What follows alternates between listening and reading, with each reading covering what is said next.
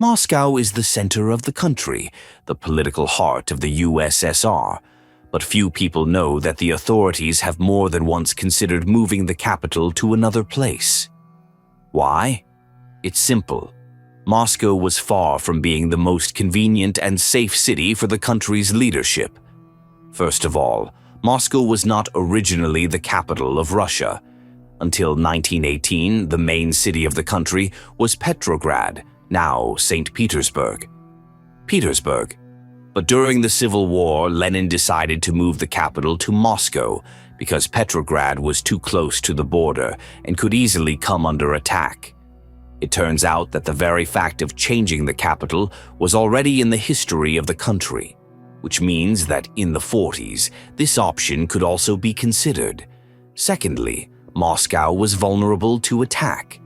During the Great Patriotic War, the city was under a real threat of capture. German troops approached the capital in 1941, and if not for the feat of the Soviet army, Moscow could have fallen. Moreover, in the 40s, the city had a catastrophic lack of bomb shelters, even for government structures. This meant that in the event of a surprise attack, the safety of the Soviet leadership was in question. In addition, Moscow was overloaded with people and transportation. After the war, a flood of new residents poured into the capital.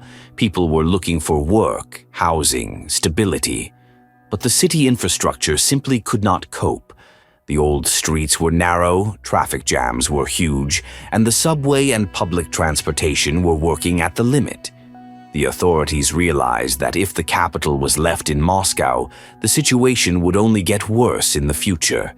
But if Moscow was so inconvenient, then where did they want to move the capital? What did the cities that could replace Moscow look like?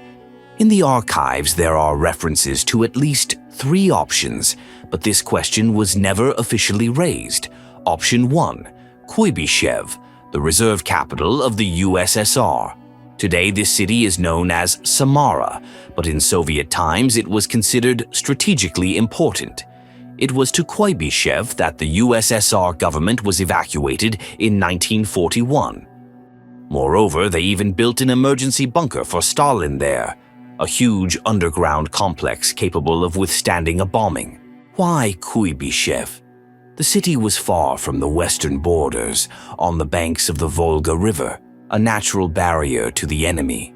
In addition, there were already large factories in the region, supplying the front with equipment. If Moscow fell, Kuibyshev would become the new capital of the USSR.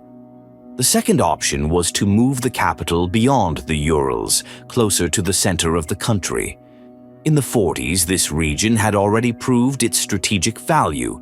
During the war, hundreds of factories and scientific centers were evacuated there. It was easier to create an impregnable fortress here, out of reach of Western armies. What city could have become the new center? Historians suggest that Chelyabinsk, Sverdlovsk, now Yekaterinburg, and Novosibirsk were considered. These cities were major industrial centers and could be quickly adapted to the needs of the government. The third option was the most ambitious, to create an entirely new city designed specifically for the administration of the USSR. This would have avoided the problems of Moscow, narrow streets, chaotic development, and poor logistics. But such a project required enormous resources. Given that the country was recovering from the war, building a new capital from scratch could be too expensive. Therefore, this option most likely remained only on paper. But why did the capital remain in Moscow in the end? In the 40s, about 5 million people lived in Moscow. To relocate so many people is a fantastic task. But the Soviet leadership seems to have had a plan. In the archives, there are mentions of a special program of resettlement of Muscovites. In case of emergency evacuation, the city was planned to be liberated in just a few weeks with the help of railroads. The main stake was made on trains. During the war years, the USSR had already carried out mass evacuations, for example. In 1941, more than 500,000 people were taken out of Moscow. So, the large-scale resettlement of millions was also possible. For this purpose, it was supposed to use several railroad routes leading beyond the Urals. People could be sent in echelons, as it was done with the evacuation of factories during the war. There was only one problem: where to take millions of people. In the archives, they found mentions that new towns were planned to be built for the resettled people. Where exactly is still classified. Perhaps they were to be industrial centers beyond the Urals, or even completely new settlements. But such a program required enormous resources. It was necessary not just to relocate people, but to provide them with jobs, housing, and food. That meant building new factories, stores, schools, and hospitals. This sounds like a large-scale Soviet project, but why was it never realized?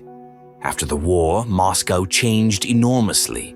The city had been badly destroyed, but reconstruction proceeded at an incredible pace. By 1950, the main buildings had been repaired, transportation was running, and factories were producing again. In just a few years, Moscow had become a showcase of Soviet power. Stalin saw that there was no point in moving the capital if Moscow had already been rebuilt. Was the transfer the real goal? Perhaps the plan was only a safety net in case of war, not a real intention. In 1941, the evacuation of the government to Kuibyshev had already taken place, but as soon as the danger passed, everyone returned. Perhaps even after the war, the idea of a new capital was discussed as a backup option, but did not go further than talk. Stalin's death closed the question forever. After 1953, the power changed. New leaders came. Some historians are sure that after Stalin's death, the documents on the transfer of the capital were destroyed. After all, if the new head of state decided to stay in Moscow, the old plans simply became unnecessary, and therefore they were classified to avoid unnecessary questions. But if the idea of moving the capital was just a safety net, why are some documents on this issue classified until 2040? Usually, such deadlines are only given to information that can change views on history. So there is something really important in the archives. The theories are many. One of the boldest is that some of these cities did start to be built, but were not completed in time. Perhaps, somewhere in the depths of Russia or beyond the Urals, there are abandoned constructions created for the new capital. What do the archives really hide? Will we learn the truth after 2040? Or will the mystery of the transfer of the capital of the USSR remain a mystery forever? And what do you think about it? Write in the comments.